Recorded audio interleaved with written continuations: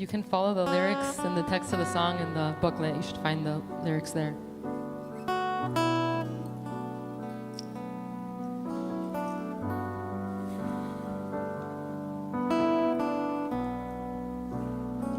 והימים עוברים ויש פחות שאלות וזו שלא יבוא יותר אבל מה ייתנו לי תשובות מחכה בכל יום שהערב ירד רק תוך קצת לחבק אותך כשבחלום ניפגש כי תמיד בחלום כל הלילה אתה לצידי מדברים כל הלילה מה איתך מה איתי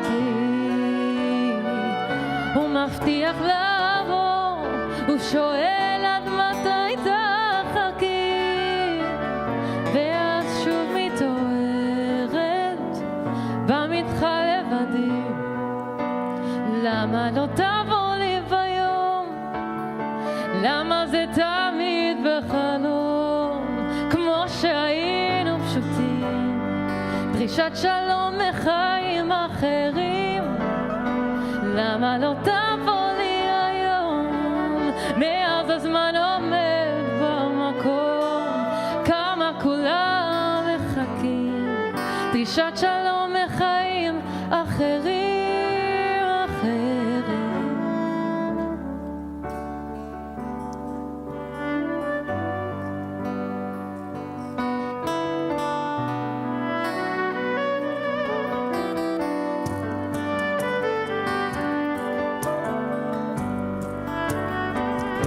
מבטיח לבוא, הוא שואל עד מתי תחכי,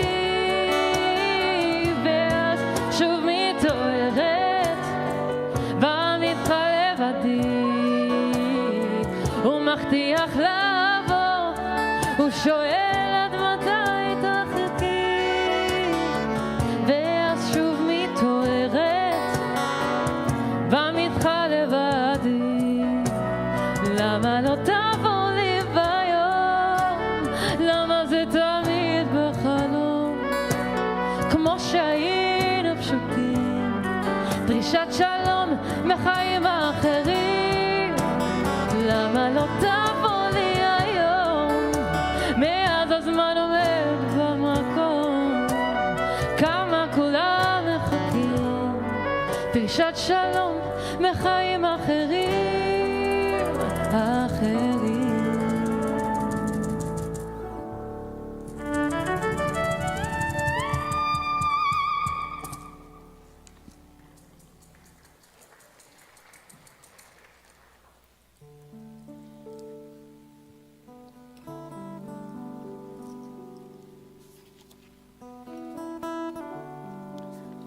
You heard the lyrics, and the day passed by, and there are fewer questions. And it's not that it's clearer, but what will give me the answers? I wait every day for nightfall in a bid just to embrace you when we'll meet in a dream. Because always you are by my side all night long, talking all night. What's with you?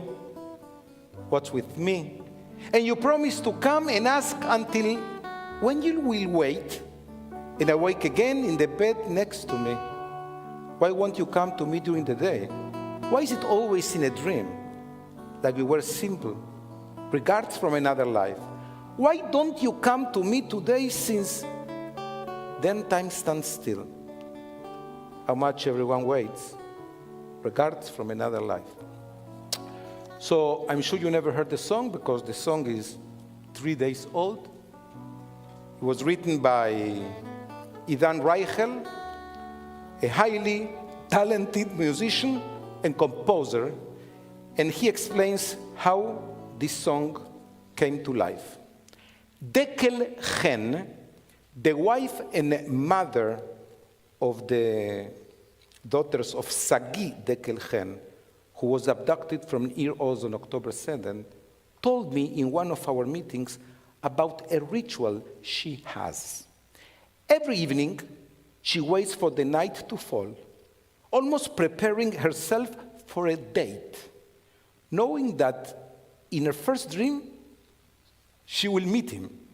She meets him in that first dream, and they're together back in Nir Oz. Rachel continues. She tells him what's happening with her, and he tells her that he still cannot come back. And so they spend the entire night together.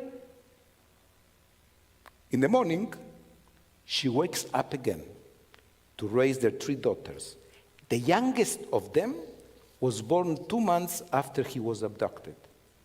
This is the essence of the song, A Greeting for a Married Life. So Rachel met this lovely girl, came home, and in an hour and a half wrote the song. I actually Instagrammed him, congratulating him, and he was thankful. The agreement between Israel and Hamas to secure the release of hostages in exchange for a ceasefire and the freeing of over 1,000 cruel prisoners is undeniably fraught with significant challenges and risks. On the surface, it is a deal that seems heavily imbalanced, releasing convicted murderers who perpetrated atrocity against civilians not only undermines justice, but also potentially endangers the future security of Israeli citizens, as history has shown that many released prisoners have returned to terrorism. We give them back terrorists that raped and killed, and they give us back, I hope alive, baby Bibas, 2 years old. The deal is spread over a long period, means living with ongoing uncertainty and fear. We don't know which hostages are alive, and Israel's security forces are essentially paralyzed in certain respects, limited in their response and constrained on their operations. This delay prolongs the pain for families and for the nation as a whole. It can feel like a capitulation to terror, sending a dangerous message that incentivizes further kidnappings in the future. And yet, this agreement, as imperfect and weak as it is, remains necessary. I would prefer for Israel to be negotiating with the governments of Bahamas, Curacao, and Aruba. But the negotiations are with the enemies, cruel enemies, like Hamas and Qatar. Because when the hostages are your son and your daughter, you mother of your father, the calculus changes. For 15 long months, these individuals have been trapped in the depths of suffering and despair, enduring unimaginable conditions. For the families, every day feels like an eternity. The return, no matter the cost, is a moral imperative. This is the tension that Israel faces. As a nation, it cannot accept an agreement that compromises its principles, security, and deterrence. But as a people, bounded by the values of pikuach nefesh, the saving of a life, it cannot turn its back to his own citizens. In this sense, the deal is both a bitter pill and a moral necessity. It's a bad deal for Israel as a state. It's the only deal for the families waiting for the loved ones to come.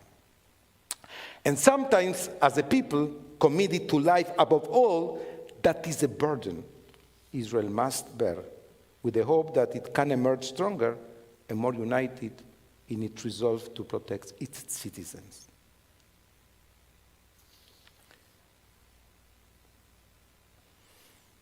And yes, this roller coaster has done is to return Israelis to the early days of this endless war, to the days before we crushed Hezbollah, before Syria fell, before we bombed Iran and neutralized it. It has restored us to the early days when Hamas had the upper hand when we were faced with pure satanic and barbaric evil. We had to confront the fact that there wasn't much we could do to help the people. We have failed. David Gordis explains, 15 months ago, that is where we were. Slowly, at tremendous cost and with horrific sacrifice, we emerged from that. But now we are back. That is not to say that this is a deal we should not take. I'm in favor of taking it, he says. But I also understand that very reasonable minds can and do differ. Even if the deal goes through, what is going to happen on Sunday or Monday or Tuesday, when the first hostages come back, will Hamas decide to send only bodies? Will they do that again the second week, keeping Israeli biting their nails until we finally get a living hostage, to see what condition they are in, to see if what remains can really be called alive? We don't know. We have no say, once again. We have to wait and see what a barbaric death cult has in store for us. Whatever one thinks of the deal, remember they are sons and daughters and mothers and fathers of people we failed in October 7. And when they start to come back, remember that more than 60 people this deal will leave behind to a fate over which we have no control. We have to be honest, we don't know. So yesterday, one of the guards asked me, did the war come to an end? And I said, maybe. And he says, who won? And I say, hijo, nadie gana en la guerra. Nobody wins in a war.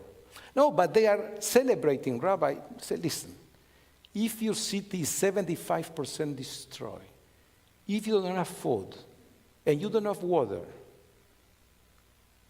and they kill you 25,000, what you call soldiers, and we call evil terrorists, and another 1,000 of people die, and kids, and you have no one hospital where to go, if you call it that you win?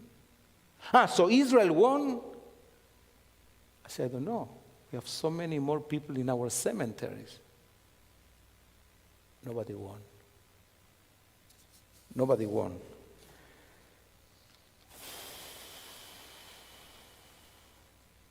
This morning at 5:40, I received a text from a dear friend. His name is Itzik Orn. And he told me that my son is in the list to come back. I didn't know what to answer him, if he's just 20 red hearts, like I did, or also Shabbat Shalom, because the other son is also there. And he's in non-list. This is who they are. Those are the people we are dealing with. A deal can be a huge success and a crushing failure at the very same time. A deal can raise the spirit of a country and leave it shattered at the very same moment. And that, assuming the deal goes through, is almost certainly what will happen. We don't know. Whatever our personal views, this is the moment for humility, for respect, for compassion, and to look at the hostages as your own family. You wear this and I wear that for 14 months. I don't know when I will take it off, if I will take it off. I'm not there yet. In this week's Torah portion, Moses encounters God for the first time. In a strange setting, a burning bush. The bush was aflame, yet it wasn't being consumed by fire. Perhaps God was saying to Moses, your nation, my children, will always be on fire.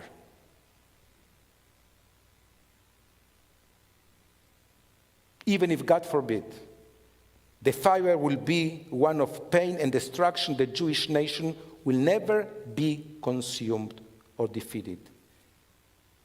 Remember, they burned 1.5 million Jewish children, and we built the most amazing country, and we will rebuild it. And after the Israeli voters, a time from now, will clean the Israeli government from the extreme right-winger who hold hostages the entire country, The fire will be one of warmth and light, of love, of one Jew respecting the other, and maybe a deeper relationship with God. As the fire rages, I close my eyes to absorb God's message to Moses 3,000 years ago. God spoke these words from the burning bush. Listen, I have seen the affliction of my people. I have heard their outcry.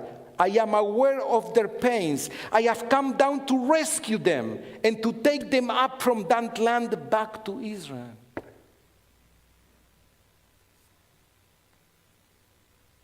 This is what the Jewish people will read from the Torah tomorrow morning. Now go.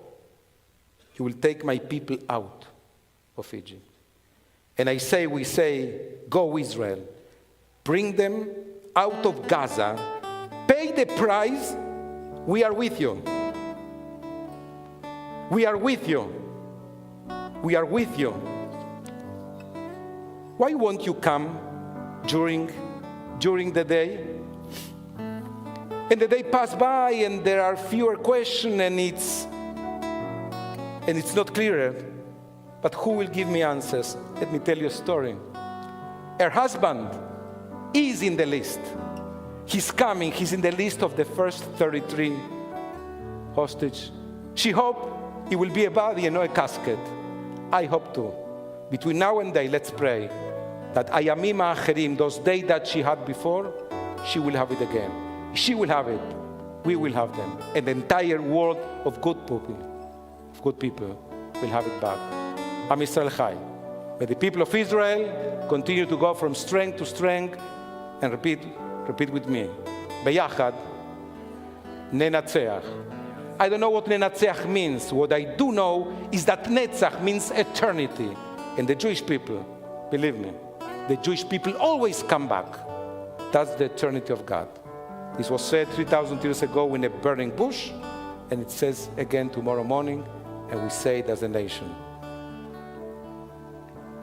למה לא תבוא לי ביום? למה לא תבוא לי היום? למה זה תמיד בחלום? כמו שהיינו פשוטים, דרישת שלום וחיים אחרים. למה לא תבוא לי היום? למה לא תבוא? Come during the day. ואז הזמן עומד במקום. I need you during the day, not only at night. I need you as a father to my kids. We build a family together. Bring them back now. Coming back. This is the week, this is the month, those are the days. Shabbat Shalom, Umvorach.